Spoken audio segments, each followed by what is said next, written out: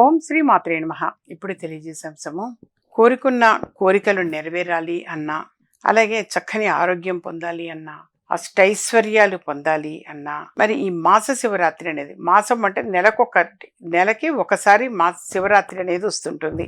అది మాసానికి ఒకటి వచ్చేది మాస శివరాత్రి. ఆ మాస శివరాత్రి నాడు తప్పనిసరిగా ఈ విధంగా గనక ఆచరిస్తే మరి అష్టైశ్వర్యవంతులవుతారు, ఆరోగ్యవంతులయ్యే అవకాశం ఎక్కువగా ఉంటుంది. మన మనసులో ఉన్నటువంటి సంకల్పము అనేది కూడా తప్పనిసరిగా నెరవేరుతుంది. దానికల్లా చేయవలసింది, ఆ రోజు కొద్దిమంది ప్రదోష కాలంలో చేస్తుంటారు, కొంతమంది మామూలుగా ఉదయం పూట చేస్తుంటారు. ఇప్పుడు హడావిడిగా ఉంటారు, ఆఫీసర్కి వెళ్ళాలినప్పుడు ఉదయం పూటనే ఆ పరమేశ్వరుడికి అభిషేకం చేయటము అనేది జరుగుతుంటుంది. సరే, ఆ రోజున మీకు సమయం కుదిరినప్పుడు మ్యాక్సిమం ఉదయం పూట చేస్తుంటారు ఎక్కువ మంది. కుదరని పక్షంలో ప్రదోష సమయంలో చేస్తారు, అంటే సాయంత్రం పూట ఆ ప్రదోష కాలంలో చేస్తుంటారు. అయితే ఆ రోజు పరమేశ్వరుడికి అభిషేకం అనేది పంచామృతాలతో చేస్తుంటారు, లేదా కనీసం గంగాజలం, నీటితో చేసిన గంగాజలము అని అంటాము, వాటితో చేస్తే కూడా అభిషేక ప్రియుడు చాలా సంతోషిస్తాడు. అలాగే కొద్దిగా రాగి చెంబులో నిండా నీళ్లు తీసుకొని అందులో ఈ పువ్వులు ఆ పువ్వుని అపరాజిత అని అంటారు, శంఖం పువ్వులు అని అంటారు. శంఖం పువ్వులు నీలం రంగులో ఉంటాయి, తెలుపు రంగులో ఉంటాయి, ఇంకా మరి రకరకాల కలర్స్ కూడా ఉంటాయట. అవైతే నేను డైరెక్ట్గా అయితే చూడలేదు, ఎప్పుడు వైట్ చూసేదాన్ని.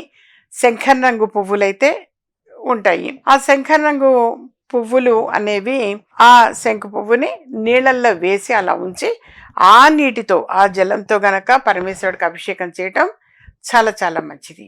అలాగే చక్కని ఆరోగ్యం పొందాలన్నా, ధనానికి లోటు లేకుండా ఉండాలి అనంటే, మన ఆవు పాలు అనేవి తీసుకొని ఆవు పాలల్లో కొంచెం కుంకుమ పువ్వు వేసి ఉంచండి నాన్న. కుంకుమ పువ్వు వేసి ఉంచి ఆ కుంకుమ పువ్వు కలిపినటువంటి ఆ పాలతోటి గనక అభిషేకము అనేది చేయటం చాలా చాలా మంచిది. ఐశ్వర్యవంతులవుతారు. కుంకుమ పువ్వు కలిపిన పాలతోటి అభిషేకం చేస్తే ఐశ్వర్యవంతులయ్యే అవకాశం ఎక్కువ ఉంటుంది. అలాగే ఆ రోజున కాలభైరవాష్టకము తప్పనిసరిగా చదవాలి. ఆ చదివిన తర్వాత రుద్ర కవచము, అది కూడా మనకి లలితా విష్ణు సహస్రనామావళి పుస్తకంలో ఉంటుంది. రుద్ర కవచము చదవండి నాన్న. ఈ విధంగా మినిమం అసలు ఏవి చదవలేమమ్మా అనుకుంటే కనీసం ఓం నమ శివాయ, ఓం నమ శివాయ పంచాక్షరి మంత్ర జపం అని అంటాం, అది 108 సార్లు చదివిన విశిష్టతే. అలా చదివినా చాలా చాలా మంచిది. ఆ పరమేశ్వరుడికి అభిషేకము అనేది చేయటము, చక్కని ఒక పూల దండ అనేది సమర్పించటము. ఆ తర్వాత అమ్మవారికి, మరి గౌరీ అమ్మవారికి చక్కగా ఒక ప్లేటులో ఒక పువ్వు వేసి ఉంచి దాని మీద కుంకుమార్చన చేయండి. గౌరీ అష్టోత్తర శతనామావళి చదువుతూ కుంకుమార్చన చేయండి. అలా చేయటం వలన యథార్థంగా చక్కని ఆరోగ్యం పొందుతారు. అలాగే అష్టైశ్వర్యవంతులయ్యే అవకాశం ఎక్కువగా ఉంటుంది. డైలీ యథార్థంగా ప్రతిరోజు కూడా శివ పంచాక్షరి మంత్ర జపం చదవడం చాలా చాలా మంచిది. ఓం నమ శివాయ, ఓం నమ శివాయ, ఓం నమ శివాయ, అది కనీసం 108 సార్లు జపించటము అనేటువంటి చాలా చాలా మంచిది. మహామృత్యుంజయ మంత్రము అని ఉంటుంది, ఆ మంత్రాన్ని 108 సార్లు చదవటం కూడా చాలా మంచిది నాన్న. జపించటము అని అంటాము.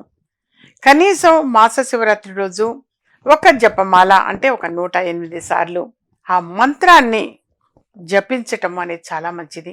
మహామృత్యుంజయ మంత్రము అనేది ఎవరైనా కాస్త అనారోగ్యంతో బాధపడుతూ ఉన్నా వాళ్ళు మానసికంగా అయినా సరే చదువుకోవచ్చు, లేదు వాడు అలా కూడా చదవలేని స్థితిలో ఉంటే ఆ వ్యక్తి వినేటట్టుగా ఎవరైనా మీ కుటుంబ సభ్యుల్లో వాళ్ళు ఆ మంత్రాన్ని పెద్దగా చదవండి, వాళ్ళ చెవున పడేటట్టుగా.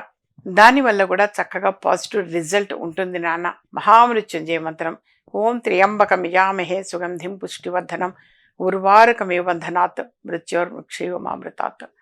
ఈ మంత్రాన్ని 108 సార్లు జపించటము చాలా చాలా మంచిది. యథార్థంగా ప్రతిరోజు సమయం కుదిరింది అంటే కుదుర్చుకునేనా వాస్తవంగా చదవాలి. కుదిరితే కాదు, సమయం కుదుర్చుకొని గనక అలా చదవగలిగితే ఆరోగ్య వృద్ధి అనేది ఉంటుంది నాన్న.